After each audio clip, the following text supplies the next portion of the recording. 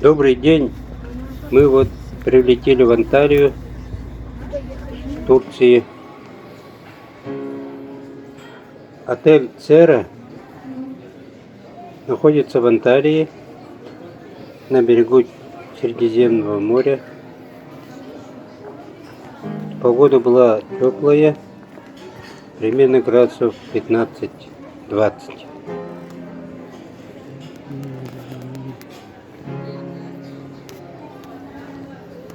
Март месяц в Турции это не пик сезона, но народу все равно было много.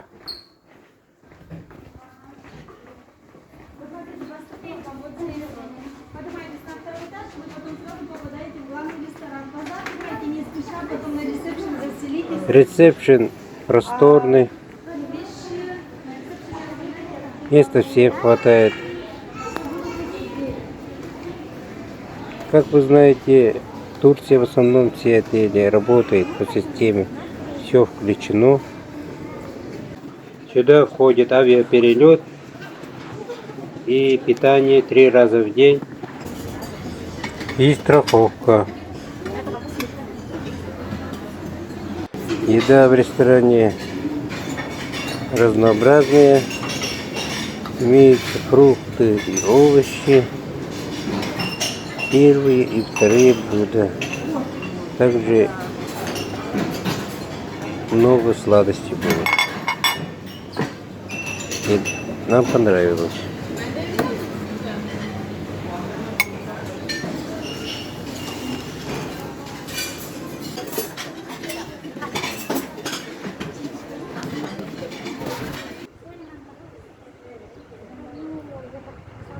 На следующий день мы собираемся в магазин ехать. Бесплатно нас отвезли в обувной магазин. Вот стоит стадион, где проходят футбольные матчи. Этот стадион был построен в 2015 году.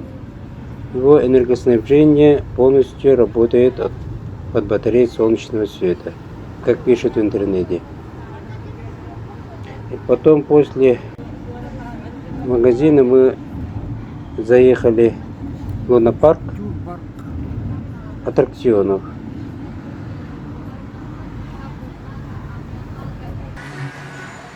Лунопарк в городе Анталия, она была построена в 1997 году,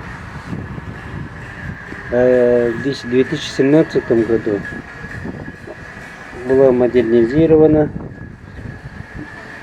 На сегодняшний день в лунопарке имеется примерно 45 аттракционов различного уровня сложности.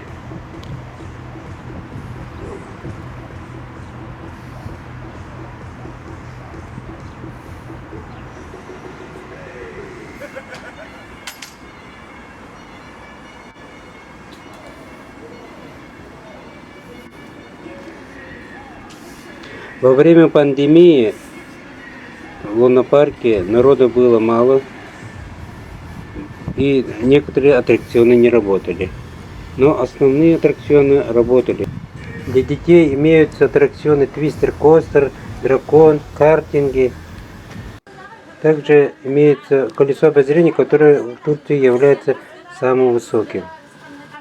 А к аттракционам для взрослых относятся Crazy Dance, который двигается в разные стороны кабинкой, и свободное падение аттракцион, и вращающийся аттракцион Викинг, еще Адреналин Макс.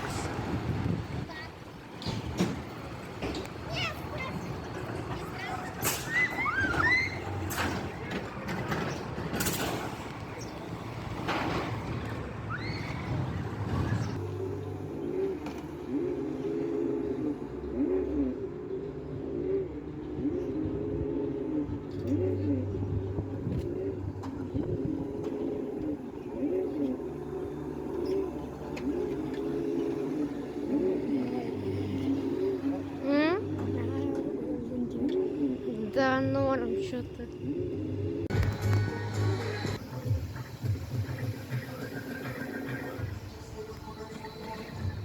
Неподалеку от аттракциона находится торговый центр Мигрос, называется. И там продаются разные продукты питания и хозтовары. Как вышли из лунопарка, мы сходили в торговый центр и потом пешком пошли смотреть археологический музей.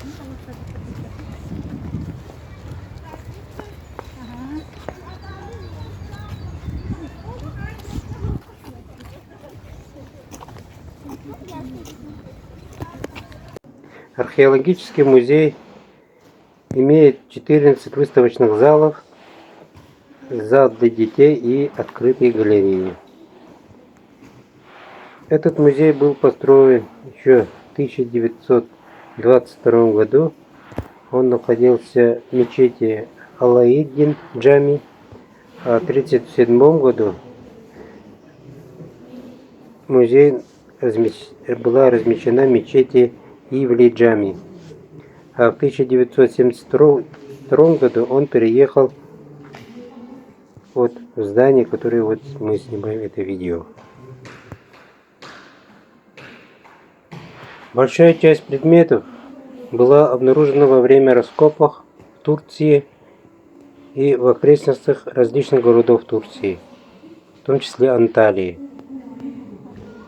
Экспонаты варьируются от эпохи палеолита до древнеримского периода.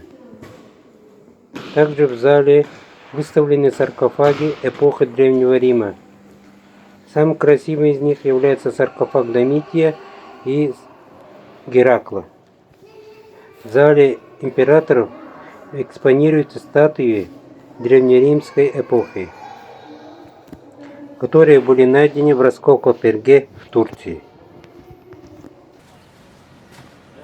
Находимся в Калииче. Слово Калииче переводится как внутри крепости. Это старый район города Анталии, Калииче, был основан еще во времена Римской империи. Вокруг Калиичи находятся крепостные стены, которые защищали с запада и востока. Сегодня порт Калиичи является гордостью Турции. Калиичи состоит из 4 районов: Тушчулар, Сельджук, Барбарос и Кылчарслан. Район Калиичи в Анталии, еще по-другому говорят старый город с восточным колоритом. Здесь можно увидеть удивительные архитектурные сооружения, старинные здания. Также можно приобрести сувениры у местных ремесленников. В Анталии имеются места достопримечательности, в том числе водопад, который находится возле нашего отеля. И вот мы пришли пешком смотреть. Водопад формируется рекой Дюдень, одной из рек на юге Анатолии. Верхний Дюденский водопад, также известный как водопад Александра Македонского, располагается в северно-восточной части города Анталии. Вот сейчас, где мы находимся, это Нижний Дюденский водопад, другое название Карпус Калдеран.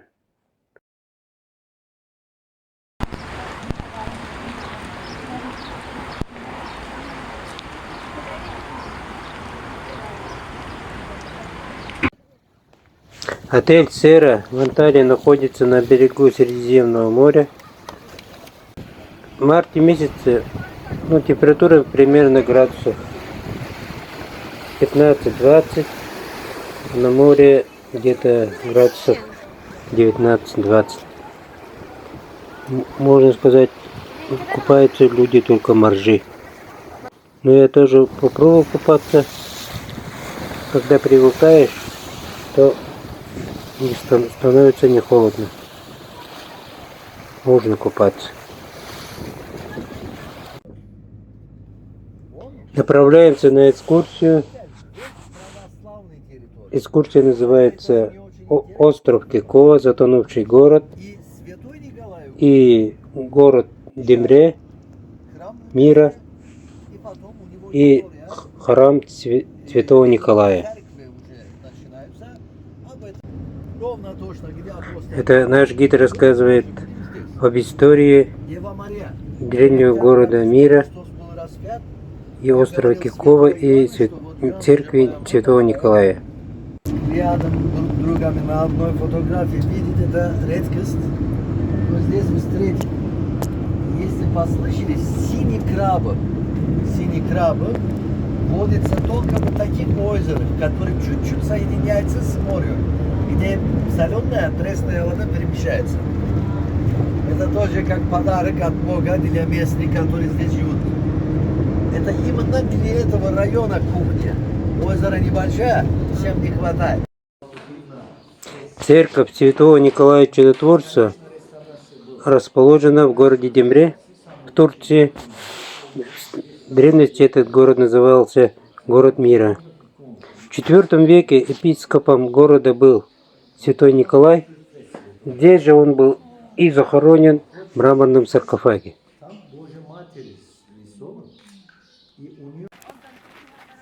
В городе Демре есть амфитеатр, которая была построена греками и римлянами во II веке нашей эры. Этот амфитеатр – самая известная достопримечательность Турции. Амфитеатр был построен неким Лисинусом Ланфусом с бюджетом примерно 10 тысяч серебряных динариев. Его диаметр составляет около 110 метров и вмещается примерно до 10 тысяч человек.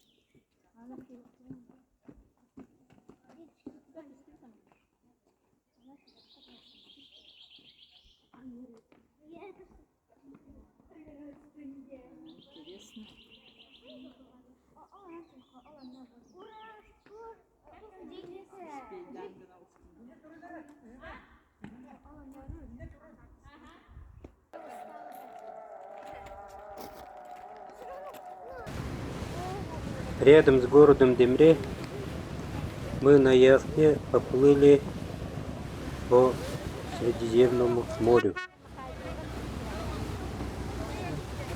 чтобы смотреть остров Кикова.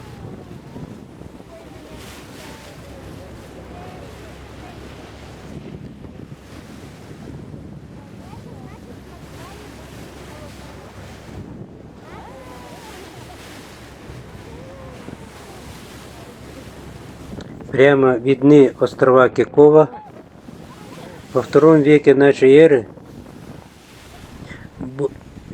на острове Кикова было сильное землетрясение, то есть в результате мощных тектонических движений плит под воду ушли 4 города. Люди в спешке покидали свои дома, оставляя в морских водах домашнюю утварь и предметы быта.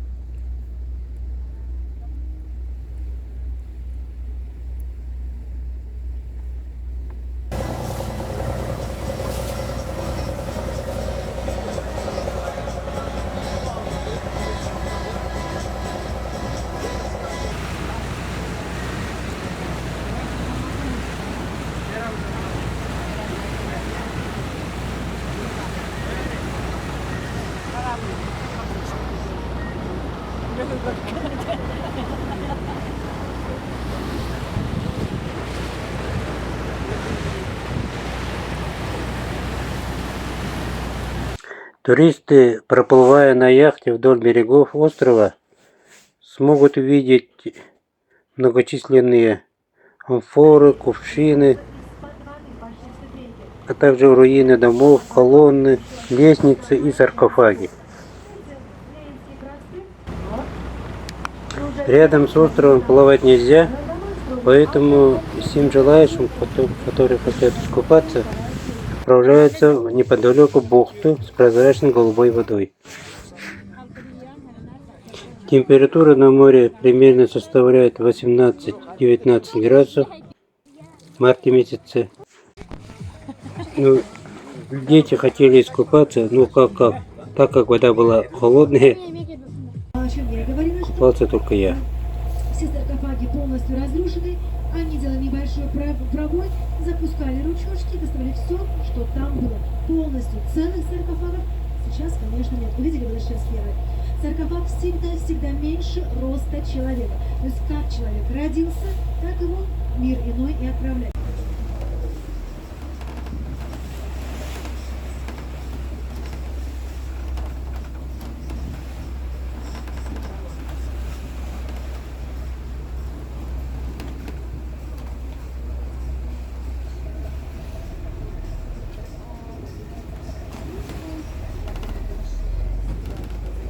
Находится самый маленький античный театр в мире.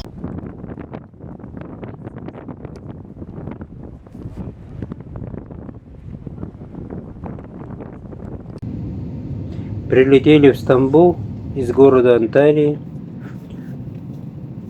Экскурсия называется Анталия-Стамбул. Утром вылетаешь и вечером поздно прилетаешь. Примерно час полета, 1 час составляет. В Стамбуле погода была в марте очень дождливая. Мы вот вошли в мечеть Айя София. Храм Святой Софии раньше был музеем с 1934 года. Но в 2020 году обратно стал мечетью. Собор Айя София был построен 15 веков назад, в 532 году, 537 годах нашей эры, по приказу византийского императора Юстиниана. Во времена османских завоеваний город и храм в 1453 году были захвачены турками, когда правил султан Мехмед Завоеватель, а это прадедушка Сулеймана I, которого мы все прекрасно знаем по сериалу «Великолепный век». Также мы были и в Голубой мечети, и там не разрешают снимать фото и видео. Строительство Голубой мечети было начато в 1609 году султаном Ахмедом, которому всего было 19 лет. И строили этот мечеть в течение 7 лет.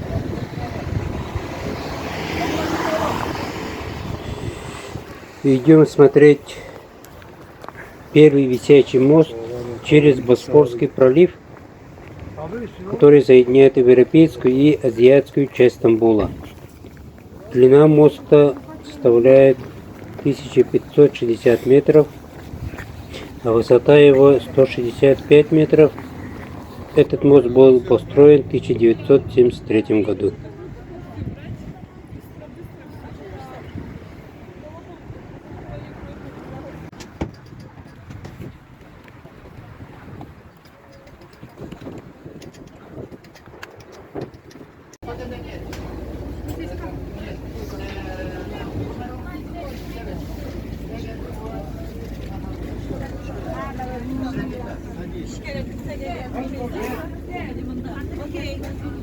Benimkiler burada mı? Senin 7. Şu üç masa. Proszę Państwa, witamy serdecznie po informacji w języku rosyjskim. Teraz po polsku poinformuję Państwa, gdzie płyniemy. Tutaj początek.